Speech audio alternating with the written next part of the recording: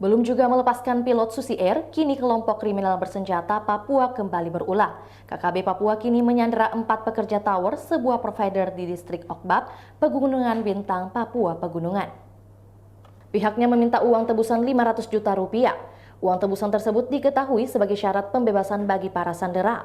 Informasi tersebut diungkapkan Kabid Humas Polda Papua, Kombes Ignatius Beni Adi Prabowo pada Sabtu 13 Mei 2023.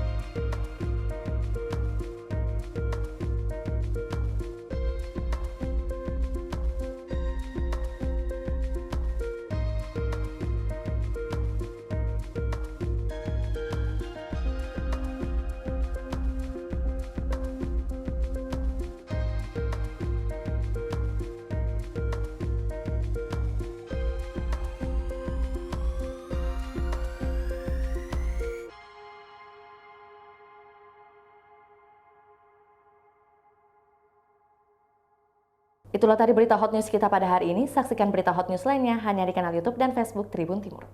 Terima kasih sudah nonton. Jangan lupa like, subscribe, dan share ya.